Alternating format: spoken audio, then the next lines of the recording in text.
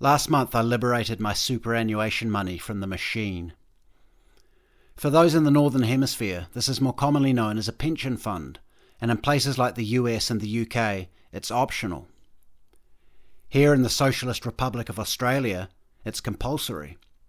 The same is true across the ditch in the Stalinist utopia of Aotearoa. That's New Zealand for all you racists who don't speak te reo. That's the Māori language for all you racists who don't speak it. On the surface, mandatory retirement saving may seem like a good thing. I remember when New Zealand introduced its scheme, KiwiSaver, and being perturbed at having to give up 4% of my salary each year. My father said to me, "No, it's actually a good thing. Far too many people don't save for their retirement." He was of course right. Many people are woefully underprepared for retirement, and this can lead to social ills which the taxpayer must foot the bill for. We should all save for our retirement, no question. But being forced to sock away your money by the government on pain of punitive action by the tax department is something else. Consider this. We are not taught in school, or by society at large, how to be good with money. There is no widespread public conversation about investing and planning for the future, as there is about issues such as, say, LGBT rights, feminism, or racism. Ask your average 16-year-old about the importance of rainbow pride, or BLM, and you'll likely get chapter and verse. Ask them what a PE ratio is, and you'll draw a blank. Our institutions have a discernible interest in keeping the societies that nestle around their plinths financially illiterate. The answer instead?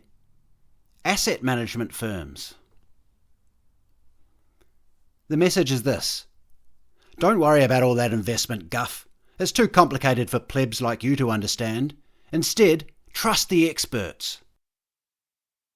Geez. Now where else have I recently heard that? Anyway, it gets better. Not only are they going to take all the hassle out of the equation for you, but they're also going to partner with the government to make it so that you have no choice but to save. It's for your own good, you see.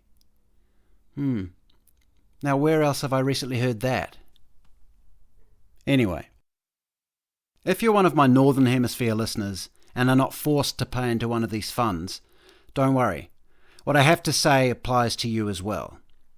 And also, give it a little time. It probably won't be long until your saving schemes become mandatory as well. Regardless of whether your government makes it compulsory to save a proportion of your income, here in Australia it's about 10%, or whether there are pension schemes you can opt into, like a 401k in the US, the message that underpins future financial security for the average person is the same.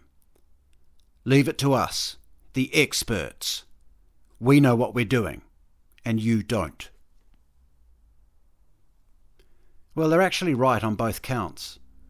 Most people have no clue what they're doing because they've grown up in societies where it simply isn't discussed. And the experts do know what they're doing. They know exactly what they're doing. What they're doing is taking your money and using it to underwrite the gigantic global Ponzi scheme that is fractional reserve banking.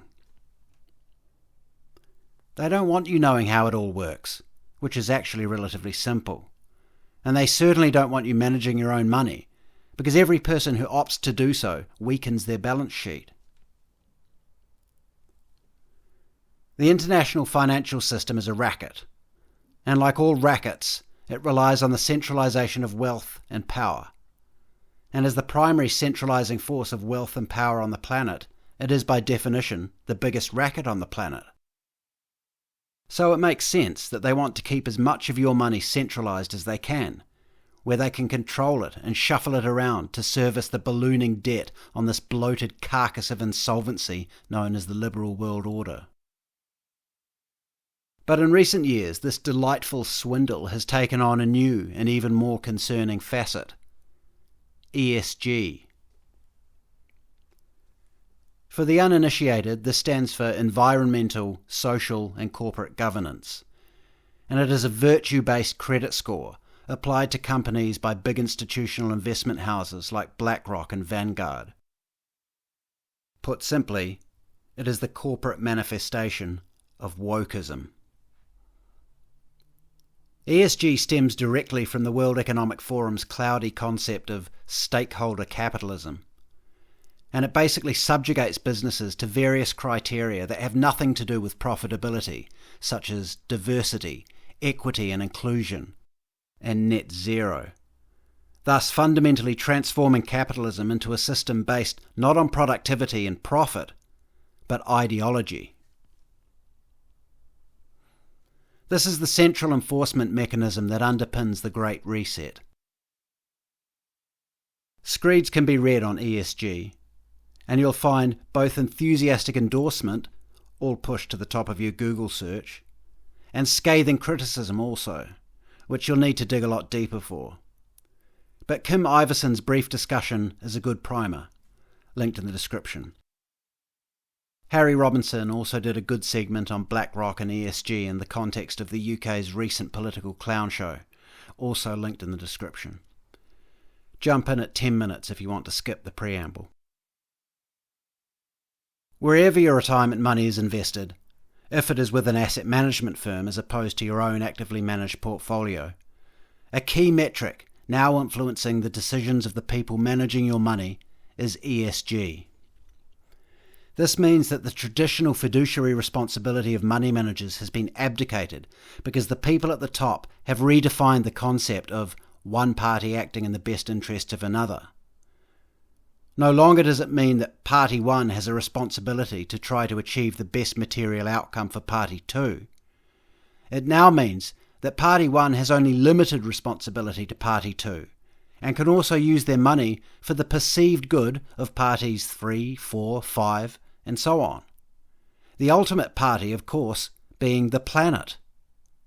Perhaps we should aptly name this one Party 0. Jump onto your asset manager's website and search for ESG and sustainability, and you'll see that they're up to their eyeballs in it. Big or small, boutique or behemoth, they've all signed on. As for the motivations behind this scheme, you can form your own conclusions, and I'll be exploring this further in future videos. Do you believe the planet's going to go up in smoke or be swallowed by the ocean unless we radically overhaul our way of life by destroying our energy and food systems with the help of mechanisms like corporate ESG scores? If so, then you probably have nothing to worry about, right? If not, you may wish to do as I've done and liberate your money from the asset managers. This can be a complicated process, and in places like New Zealand it's almost impossible. In Australia you can set up a self-managed super fund, SMSF, as I've done, and online brokerage companies, such as Stake, make it much easier and cheaper than dealing with the tax office on your own. They can also help you wrestle your money from the asset managers, a process that is made deliberately arduous to discourage people from doing it. Just before Christmas, my money was finally rolled over from one of Australia's largest superannuation funds into my new SMSF trading account, and I dumped the whole lot into Tesla stock. That's not financial advice, by the way. I managed to buy right in the middle of a 3-year low and felt pretty damn pleased with myself. And then the stock dropped further. It's rebounded since, but I'm still a few grand down. However, regardless of how this decision pans out for me long term, the satisfaction I'm feeling at having taken my money back from the machine to do with as I wish is unparalleled thus far in my journey of awakening. Ironically, as Kim Iverson alludes, I may be doing more to support so-called sustainability in withdrawing from the ESG-based investment strategy of my erstwhile asset managers, and instead buying stock in the world's leading EV manufacturer. Who'd have thought? None of it really makes sense. It's a mad, upside-down clown world, no doubt about it. And we're all forced to watch its various circus acts on a daily basis. But one clown show I'll no longer be participating in is the appropriation of my hard-earned money to service the nebulous ideological whims of the New World Order. Thanks for listening. Please subscribe to the channel so you don't miss any future videos. Please also subscribe to my Substack at jjdawson.substack.com. And if you'd like to keep in touch, please do follow me on Twitter at RealJJDawson. You can also follow me on Getter, Gab and Minds. And of course, if you enjoyed this, please do give it a like and share it about, because it really helps me out.